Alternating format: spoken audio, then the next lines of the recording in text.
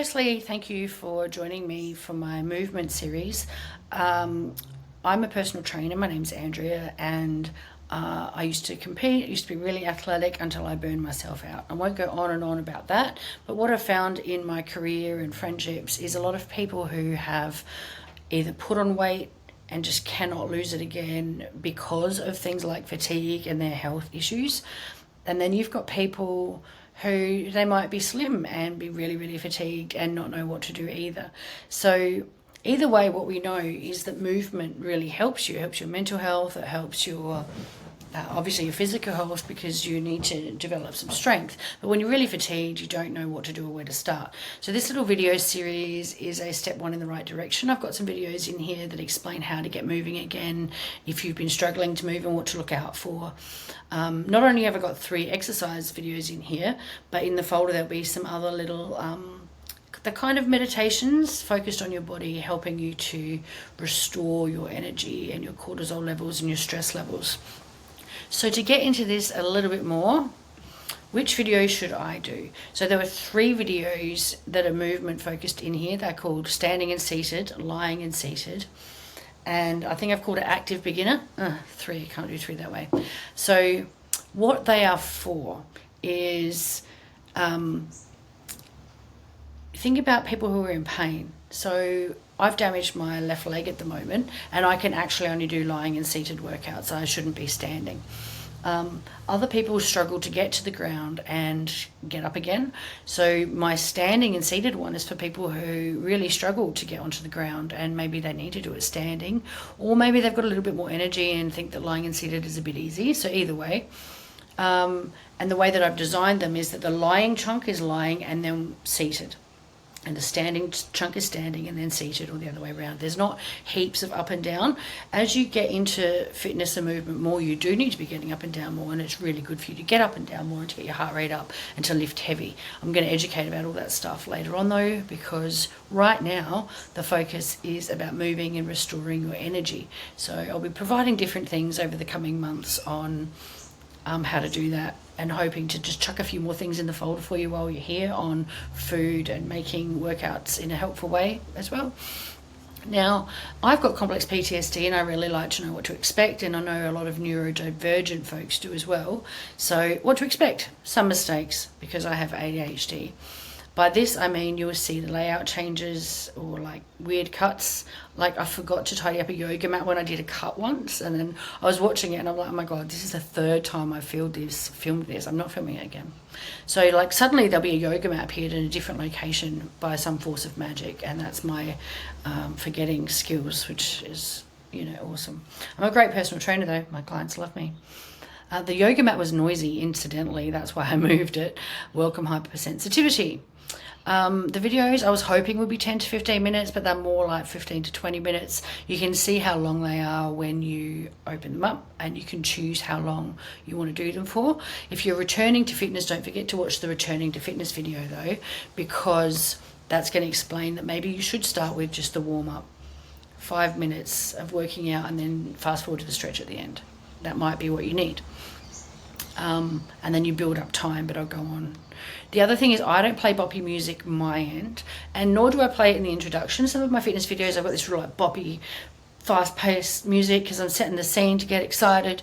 Here, we're returning to movement. I don't want you amped up.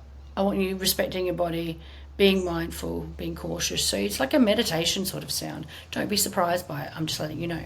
You can play music on your end though. So crank my volume up, put it in your headphones, or turn the telly up, or wherever you're watching it. But put your music on separately so you can hear both nice and clearly. So yes, it's a time to pay attention to yourself, and I set that scene from the get-go. So what's next? Not everyone likes music as well, was the other thing. So I often don't even like music when I'm teaching because it's quite distracting. Other things to expect are my sessions have a small introduction at the start. I'll be like, oh, hi, I'm Andria, blah, blah, blah, followed by a warm-up, followed by follow along and explained exercises. Because of my own health issues, you'll sometimes see the same warm-up or cool down in a video. Like these series, I actually made warm-up and I made all of the content, and then I did stretch. And then at some point my microphone cut out, so the recording cut out, and so I'm on like my fourth and a half time or third and a half time or something of recording these. But I hope you like them, and I hope they're helpful.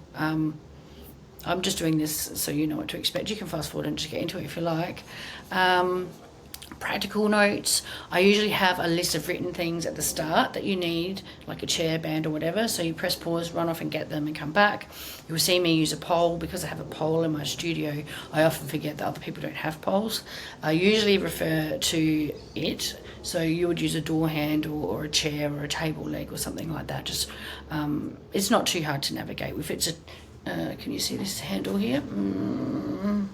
I can't see it because it's blacked out. I'll see if my hand can reach there. You tie it around like a handle.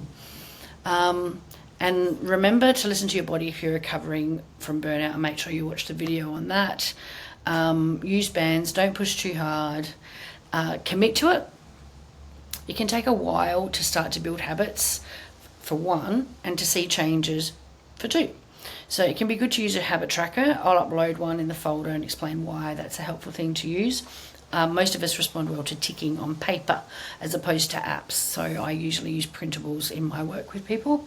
But yeah, just a comment on habit building. Don't build too many at once. I'm going to go into that in the habit tracker. But really, if you can focus on adding this to your day for 10 to 15 minutes, paying attention to how you feel, and then adding a bit more water or whatever it is you need, like 1 or 2 or 3 things at best, and then you start to get that nailed, and then you can add some more, but we'll talk about that in more depth at another one.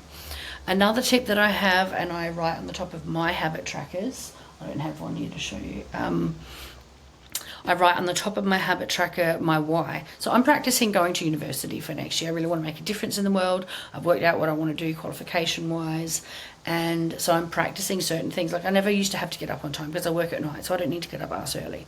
But now I'm practicing, so I'm writing at the top, practicing for university, and that's a part of my why right now. I write my planners every night. It's just a scrap piece of paper, and I write what I'm doing on there the next day as it gets into my head, what I'm doing, and is more likely, as I write and visualise what I'm doing, I'm more likely to succeed.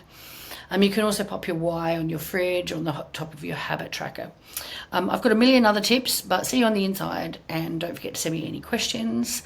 My website and proper domain structures are around, but they're not here yet, so you'll see my emails are just a Gmail, but the AndriaRose.com is not far away. It is purchased but not made yet.